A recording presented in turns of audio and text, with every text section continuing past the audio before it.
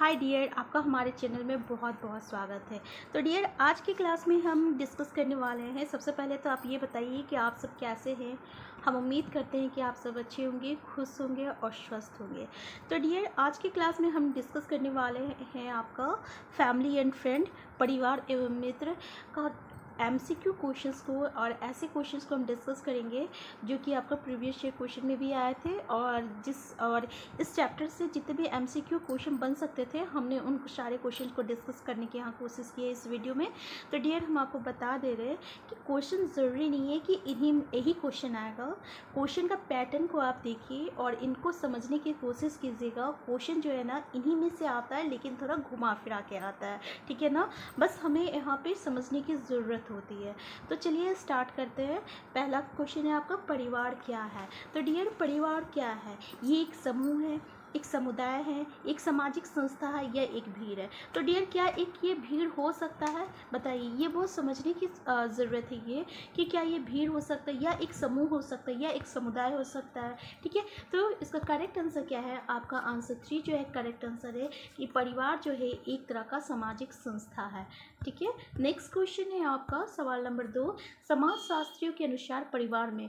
Dear, समाजशास्त्रियों के अनुसार परिवार में कौन कौन होना अनिवार्य होता है। जैसे कि पहला में आपका है, अगर पति पत्नी और बच्चों का होना अनिवार्य है। दूसरा है, माता पिता और पति पत्नी का होना अनिवार्य है। डियर, आप ये देखिए कि माता पिता भी है, पति पत्नी भी है, लेकिन इस घर में बच्चे नहीं है, ठीक है। थर्ड देखिए, माता पिता और बच्चों का होना अनिवार्य है। डियर, तीसरा में क्या बोल रहा है कि माता पिता है और बच्चे हैं, लेकिन पति पत्नी नहीं है, ठीक है। तो इसमें ऐसा हो सकता है क्या, ठीक है। तो ये भी देख लीजिए। और फोर्थ है आपका उपरोक्त सभी। तो डियर, इसका करेक्ट आंसर जो है आपका आंसर 1 है। अगर पति पत्नी और बच्चे हैं ना, तो वो आपका परिवार जो होता है ना संपूर्ण होता है। भले माता पिता हमेशा साथ नहीं रहते, इसलिए इसको हम लोग इंक्लूड नहीं करते हैं। सिर्फ पति पत्नी और बच्चों का होना अनिवार्य है, याद रखिएगा। नेक्स्ट क्वेश्चन सवाल है आपका सवाल नंबर 3, सामाजिक जीवन की प्रारंभिक पाठशाला किसे कहा जाता है। डियर, सामाजिक जीवन की प्रारंभिक पाठशाला, एक बच्चा जब जन्म लेता है, गांव में रहता है, अपने माँ बाप के पास रहता है, अपने परिवार के बीच रहता है, अपने आस पड़ोस के बीच रहता है, अपने स्कूल में रहता है, ठीक है। तो उसका प्रारंभिक पाठशाला किसे कहा जाता है? पहला है आपका परिवार, गांव, विद्यालय, इनमें से कोई नहीं। तो डियर, जब वो जन्म लेता है ना, तो बचपन से वो अपने माँ बाप के पास रहता है, अपने परिवार के बीच में रहता है, फिर वो बाहर निकलता है, फिर वो स्कूल जाता है।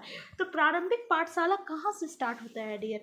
तो ये देखिए, बहुत ही समझने की बात है कि सामाजिक जीवन की प्रारंभिक पाठशाला जो होता है ना, ये आपका स्टार्ट होता है किसी भी बच्चे के परिवार से स्टार्ट होता है, ठीक है। फिर परिवार के बाद वो अपने आस पड़ोस, अपने गांव तक पहुंचता है, फिर उसके बाद वो विद्यालय जाता है।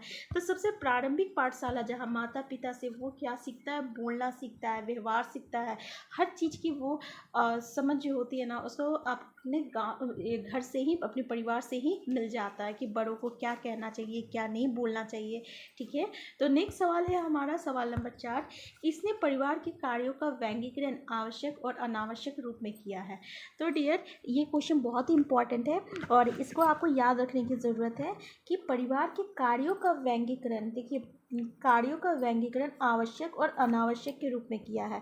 तो पहला है आपका मैकाइवर, दूसरा है लुडबर्ग, तीसरा है आगबर्ग और चौथा है आपका नीमकाफ। तो याद रखिएगा डियर, इसका करेक्ट आंसर क्या है? आंसर 1 है आपका मैकाइवर, ठीक है। नेक्स्ट क्वेश्चन है सवाल है आपका सवाल नंबर 5, परिवार के मुख्य शारीरिक कार्य क्या है। डियर, परिवार के मुख्य शारीरिक कार्य आपका क्या है? पहला है आपका पालन पोषण, दूसरा भोजन, तीसरा शारीरिक सुरक्षा और चौथा ये सभी। तो डियर, परिवार का बोल रहा है मुख्य शारीरिक कार्य। अगर पालन पोषण हो रहा है, भोजन नहीं होगा, तब भी आपका वो नहीं हो सकता है। शारीरिक सुरक्षा भी जरूरी है, पालन पोषण, यानी ये सभी इसका करेक्ट आंसर है। आंसर 4 जो है आपका करेक्ट आंसर है, ठीक है। नेक्स्ट क्वेश्चन है आपका सवाल नंबर 6, परिवार की सामान्य विशेषता है। डियर, परिवार की सामान्य विशेषता मतलब हर एक परिवार की एक सामान्य विशेषता होती है, वो विशेषता क्या है? जैसे विवाह संबंध, सामान्य निवास, वंशवाद या ये सभी। तो डियर, इसका करेक्ट आंसर क्या है? याद रखिएगा, परिवार में विवाह संबंध भी होता है, समान निवास भी होता है, वंशवाद भी होता है। तो इसका करेक्ट आंसर क्या है? आंसर 4 जो है इसका करेक्ट आंसर है ये सभी। नेक्स्ट क्वेश्चन है सवाल नंबर 7, निम्नलिखित में से कौन सा संयुक्त परिवार का एक गुण नहीं है, ठीक है।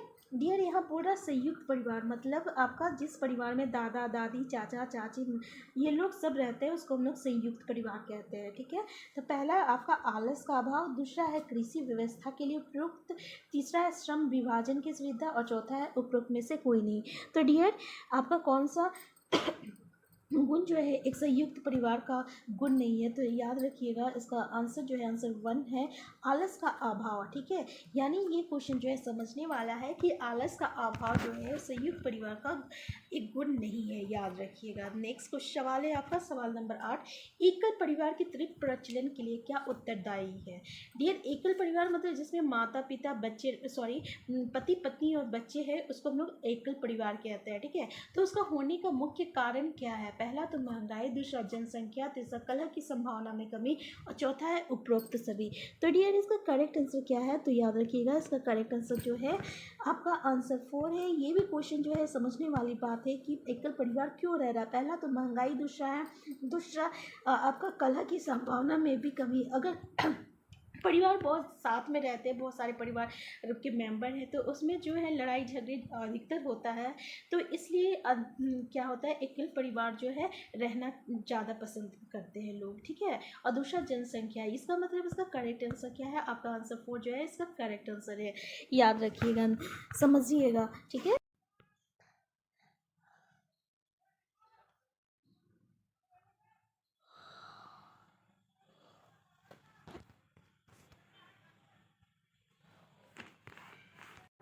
नेक्स्ट सवाल है आपका सवाल नंबर 9, भारतीय परिवार का स्वरूप क्या है। तो ये पहला है मातृ शतात्मक, दूसरा है आपका पितृ शतात्मक, तीसरा है मातृ स्थानीय या इनमें से कोई नहीं। तो डियर देखिए मातृ स्थानीय क्या होता है, अगर शादी के बाद जो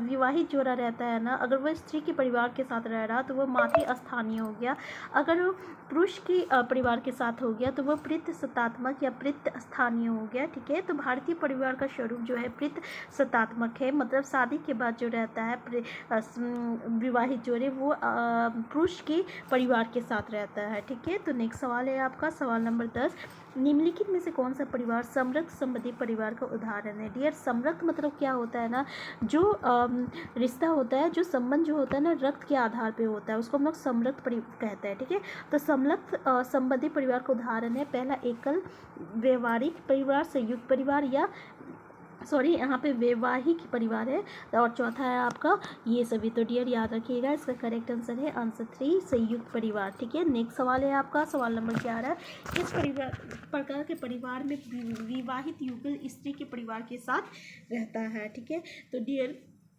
स्त्री के परिवार के साथ निवास करते हैं, पहला प्रेत स्थान है, दूसरा मातृ स्थान है, वैवाहिक है या एकल है। तो डियर अभी हम लोग डिस्कस किए कि मातृ स्थान में क्या होता है, स्त्री के परिवार के साथ विवाहित युगल रहता है। ठीक है, अगर वो पुरुष के परिवार के साथ रह रहा तो क्या हो जाएगा, प्रेत स्थान होता है। तो इसका करेक्ट आंसर क्या है, आंसर 2 है। नेक्स्ट सवाल है आपका सवाल नंबर 12, निम्नलिखित में से किस परिवार को अविविनायस परिवार भी कहा जाता है। तो डियर याद रखिएगा समृद्ध परिवार को ही हम लोग अविविनायस परिवार भी कहते हैं, याद रखिएगा। ठीक है, नेक्स्ट सवाल है सवाल नंबर 13, समृद्ध संबंध का उदाहरण किस प्रकार के परिवार में परिलक्षित होता है। पहला तो एकल है, दूसरा संयुक्त है, तीसरा दोनों है और चौथा आपका उपरोक्त में से कोई भी नहीं। तो डियर इसका करेक्ट आंसर जो है आंसर 3 है, मतलब एकल में भी है और संयुक्त में भी है। ठीक है, नेक्स्ट सवाल है आपका सवाल नंबर 14, बालकों का सामाजिकरण सर्वप्रथम किसके द्वारा होता है। डियर बालकों का सामाजिकरण किसके द्वारा होता है, सबसे पहले तो वह परिवार के बीच में रहता है ना, तो परिवार के द्वारा होता है, याद रखिएगा। ठीक है, तो नेक्स्ट सवाल है आपका सवाल नंबर 15, निम्नलिखित में से कौन सा मित्रता सर्वप्रथम है। डियर कौन सी मित्रता सर्वप्रथम है, पहला आनंद की मित्रता, कोई अपने खुशी के लिए मित्र कर रहा है, या तो कोई उपयोग करने के लिए मित्र कर रहा है, या अच्छाई की मित्रता या उपरोक्त सभी। तो डियर सर्वप्रथम मित्रता जो होती है अच्छाई की मित्रता होती है, तो इसका करेक्ट आंसर क्या है, आंसर 3 है।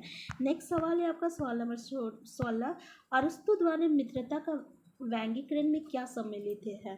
ठीक है, पहला तो उपयोगिता की मित्रता, दूसरा आनंद की मित्रता, तीसरा अच्छाई की मित्रता या उपरोक्त सभी। तो डियर इसका करेक्ट आंसर क्या है, आपका आंसर फोर है यानी उपरोक्त सभी। ठीक है, नेक्स्ट सवाल है आपका सवाल नंबर 17, रिश्ते का क्या आधार होता है? पहला रक्त, विवाह, भावनाएं या ये सभी।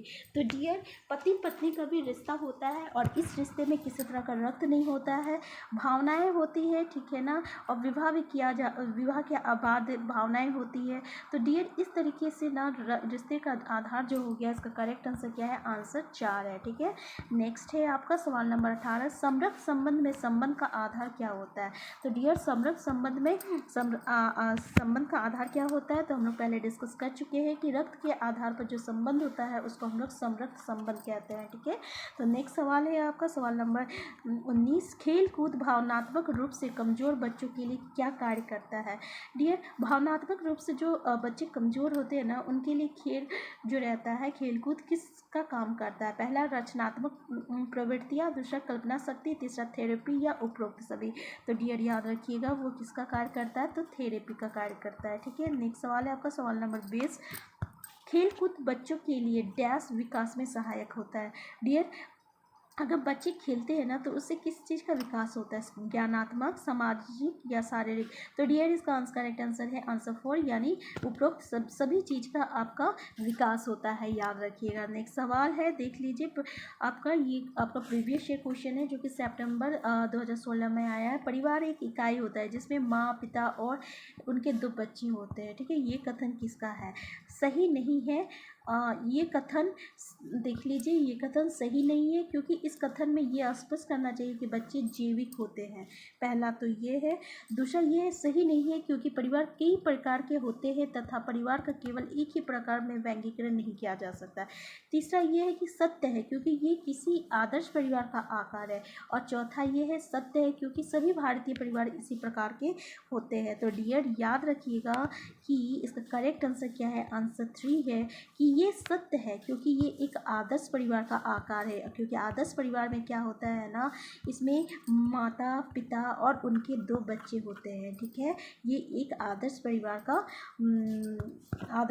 का आपका आकार है। तो इसका करेक्ट आंसर क्या है आपका? इसका करेक्ट आंसर क्या है? आंसर सी जो है इसका करेक्ट आंसर है, याद रखिएगा। तो डियर, परिवार से रिलेटेड जितने भी एमसीक्यू क्वेश्चन थे ना, हमने इस वीडियो में डिस्कस करने की कोशिश की है। अगर ये वीडियो आपके लिए हेल्पफुल है और यूज़फुल है तो प्लीज़ इस वीडियो को लाइक कीजिए और अगर चैनल में नए हैं तो चैनल को सब्सक्राइब करना मत भूलिएगा। हम चैप्टर वाइज एमसीक्यू क्वेश्चन को पहले डिस्कस कर रहे हैं, फिर जितना भी पैडालॉजी क्वेश्चन रहेगा हम उन पे भी डिस्कस करेंगे।